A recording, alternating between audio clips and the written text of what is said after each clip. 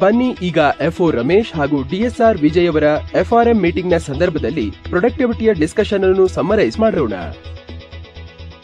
Ramesh ಪ್ರೊಡಕ್ಟಿವಿಟಿಯ definition ಅನ್ನು ವಿಜಯ್ಗೆ ಹೇಳಿದರು.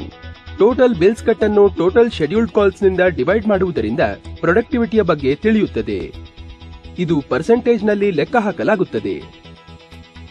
ರಮೇಶ್ ವಿಜಯ್ ಅವರಿಗೆ ತಮ್ಮ ಬೀಟ್ ನ ಪ್ರೊಡಕ್ಟಿವಿಟಿ ಕ್ಯಾಲ್ಕುಲೇಟ್ ಮಾಡಲು ಹೇಳಿದರು.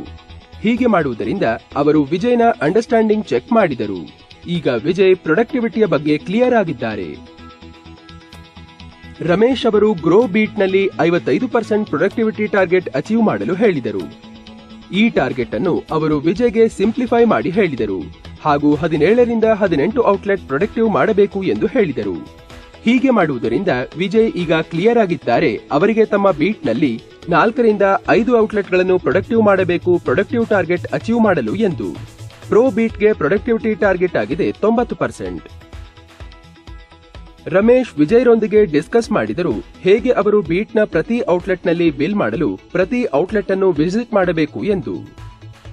ಜೊತೆಗೆ ಆರೋ ಬುಕ್ ನಿಂದ ಐಡೆಂಟಿಫೈ ಮಾಡಬೇಕು ಯಾವ ಎಸ್ಕೆಯುಗಳು ಔಟ್ಲೆಟ್ನಲ್ಲಿ ಸೇಲ್ ಆಗುತ್ತವೆ ಎಂದು. ಇದಲ್ಲದೆ ಕಾಂಪಿಟೇಷನ್ ನೋಡಿ ಕೂಡ ಎಸ್ಕೆಯು ಐಡೆಂಟಿಫೈ ಮಾಡಲು ಹೇಳಿದರು ಔಟ್ಲೆಟ್ನಲ್ಲಿ ಪ್ಲೇಸ್ ಮಾಡಲು. ವಿಜಯ್ ರಮೇಶ್ ಅವರಿಗೆ ಹೇಳಿದರು ಸಣ್ಣ ಔಟ್ಲೆಟ್ಗಳು ಪ್ರತಿ ವಿಸಿಟ್ನಲ್ಲಿ ಬಿಲ್ ಮಾಡುವುದಿಲ್ಲ ಎಂದು. ಅದಕ್ಕೆ ರಮೇಶ್ ಹಾಗೂ ವಿಜಯ್ ಈ ಔಟ್ಲೆಟ್ಗಳಲ್ಲಿ ಅವುಗಳು ಕೊಳ್ಳುವ 1 ಅಥವಾ 2 ಸ್ಪೆಸಿಫಿಕ್ ಎಸ್ಕೆಯುಗಳ ಬಗ್ಗೆ ಮಾತನಾಡುವ ಪ್ಲಾನ್ ಮಾಡಿದರು. ಇದನ್ನು ಮಾರಿ ಕಾಲ್ ಪ್ರೊಡಕ್ಟಿವ್ ಆಗುತ್ತದೆ. ರಮೇಶ್ ವಿಜಯ್ರ ಲೋ ಪ್ರೊಡಕ್ಟಿವಿಟಿ ಬೀಟ್ಸ್ ಅನ್ನು ಐಡೆಂಟಿಫೈ ಮಾಡಿದರು. ಈ ಬೀಟ್ಗಳಲ್ಲಿ ರಮೇಶ್ ವಿಜಯ್ಗೆ ಎಂಎಸ್ಎಲ್ ಗನುಸಾರವಾಗಿ ಮಾರಲು ಹೇಳಿದರು. ಆರೋ ಬುಕ್ ನಲ್ಲಿ ಆ ಔಟ್ಲೆಟ್ಗಳನ್ನು ಬಿಲ್ ಮಾಡಲು ಹೇಳಿದರು ಯಾರು ಹಿಂದಿನ ವಿಸಿಟ್ಗಳಲ್ಲಿ ಯಾವುದೇ ಬಿಲ್ಲಿಂಗ್ ಮಾಡಿರಲಿಲ್ಲವೋ ಅವರಿಗೆ. ಇದಲ್ಲದೆ ಎಕ್ಸಿಸ್ಟಿಂಗ್ ಔಟ್ಲೆಟ್ಗಳ ಬಿಲ್ಲಿಂಗ್ ಮುಂದುವರಿಸಲು ಹೇಳಿದರು. ಹೊಸ ಔಟ್ಲೆಟ್ ತೆರೆಯುವ ಮೂಲಕವೂ ಪ್ರೊಡಕ್ಟಿವಿಟಿಯಲ್ಲಿ ಸುಧಾರಣೆ ತರಲು ಹೇಳಿದರು. ಬೆಳಿಗ್ಗೆ ಪ್ಲಾನಿಂಗ್ ನಲ್ಲಿ ರಮೇಶ್ ವಿಜಯ್ಗೆ ಆ ಔಟ್ಲೆಟ್ಗಳ ಲಿಸ್ಟ್ ಮಾಡಲು ಹೇಳಿದರು ಯಾರು ಹಿಂದಿನ ವಾರ ಬಿಲ್ ಮಾಡಿರಲಿಲ್ಲವೋ ಅವರು. ಹಾಗೂ ಈ ಔಟ್ಲೆಟ್ಗಳಿಗೆ ಎಸ್ಕೆಯುಗಳನ್ನು ಐಡೆಂಟಿಫೈ ಮಾಡಲು ಹೇಳಿದರು. ಇದಲ್ಲದೆ ಅವರು ವಿಜಯ್ಗೆ ಸೆಲ್ಲಿಂಗ್ ಸ್ಟೋರಿಯ ಬಳಕೆ ಮಾಡಲು ಹೇಳಿದರು. ಫೋಕಸ್ ಪ್ರಾಡಕ್ಟ್ನ ಸ್ಯಾಂಪಲ್ ಕ್ಯಾರಿ ಮಾಡಲು ಹಾಗೂ ಪಿಒಎಸ್ ಕ್ಯಾರಿ ಮಾಡಲು ಹೇಳಿದರು. ಡೀಟೇಲರ್ನ ಸರಿಯಾದ ಬಳಕೆ ಮಾಡಲು ಕೂಡ ಹೇಳಿದರು.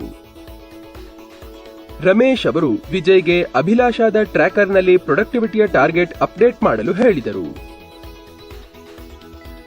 ರಮೇಶ್ ವಿಜಯ್ರ ಗಮನಕ್ಕೆ ತಂದರು ಪ್ರೊಡಕ್ಟಿವಿಟಿಯ ಅಚೀವ್ಮೆಂಟ್ನಿಂದ ಅವರ ಅಭಿಲಾಷಾ ಇನ್ಸೆಂಟಿವ್ನ ಒಂದು ಪ್ಯಾರಾಮೀಟರ್ ಅಚೀವ್ ಆಗುತ್ತದೆ ಎಂದು. ರಮೇಶ್ ವಿಜಯ್ಗೆ ಹೇಳಿದರು ಅವರು ವಿಜಯ್ರ ಪ್ರೊಡಕ್ಟಿವಿಟಿ ಅಚೀವ್ಮೆಂಟ್ ಅನ್ನು ಡೈಲಿ ಟ್ರ್ಯಾಕ್ ಮಾಡುತ್ತಾರೆ ಎಂದು. ಇದಲ್ಲದೆ ಮಾರ್ಕೆಟ್ ವಿಸಿಟ್ ನಲ್ಲಿ ಅವರು ಡೀಟೇಲ್ ಆಗಿ ಅವರ ಪ್ರೊಡಕ್ಟಿವಿಟಿ ಪರ್ಫಾರ್ಮೆನ್ಸ್ ಅನ್ನು ರಿವ್ಯೂ ಮಾಡುತ್ತಾರೆ ಎಂದರು.